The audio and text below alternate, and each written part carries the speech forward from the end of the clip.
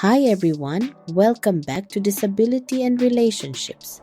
I am Abha and I'm here with Arjun. Today we're diving into something that comes up a lot in my counseling work: how couples can support each other when one partner has a chronic illness. Arjun, I think we both know communication is at the heart of it, right? Abha. And it sounds so simple, just talk to each other. But when you add in the stress and unpredictability of chronic illness, it's not always that easy. Sometimes people are afraid to say the wrong thing, or they just don't know how to start those tough conversations. Exactly. I always tell couples it's not about having the perfect words, it's about being open and honest, even when it feels awkward.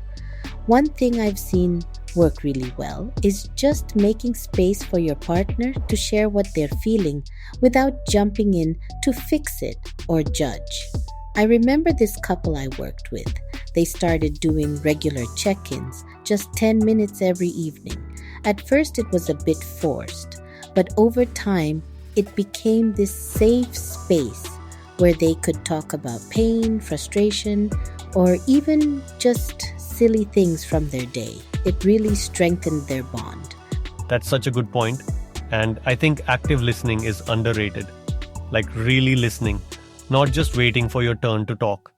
Sometimes just saying, I hear you and I'm here, can mean more than any advice. I mean, I'm guilty of trying to jump in with solutions, but sometimes people just want to be heard. Oh, I do that too. It's so tempting to try and fix things.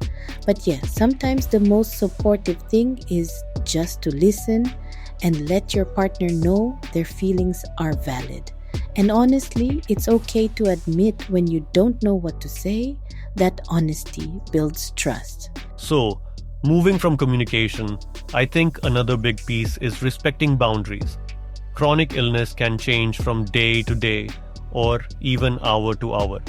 It's important to recognize that your partner's energy and needs might shift, and that's not something they can always control.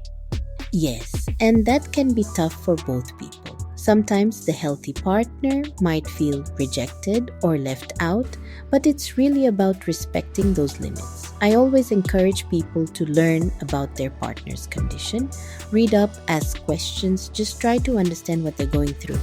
It's not about becoming a medical expert, but about showing you care enough to learn. That reminds me of a filmmaker I know. He was working on a big project, but his partner's health was unpredictable. Instead of sticking to a rigid schedule, he started building in flexibility, so if his partner needed rest, he could be there. It wasn't easy, but it made a huge difference in their relationship.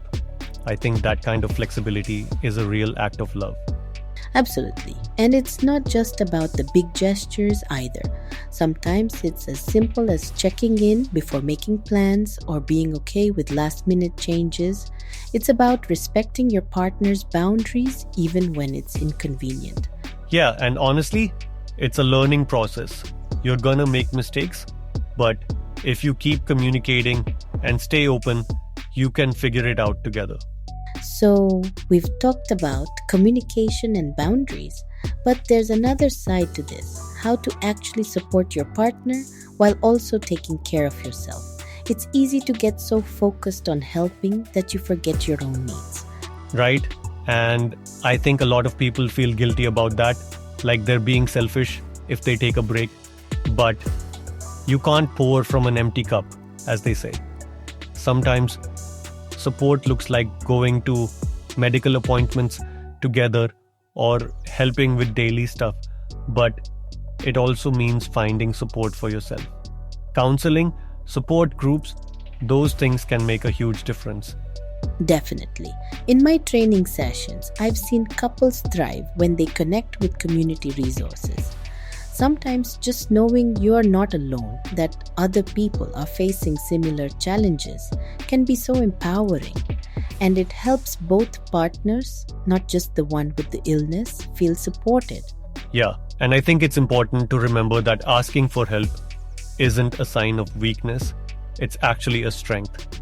And, well, it keeps the relationship healthier in the long run. Exactly. So, whether it's joining a support group or just taking a walk to clear your head, self care matters. And it helps you show up better for your partner too. Well, I think that's a good place to wrap up for today.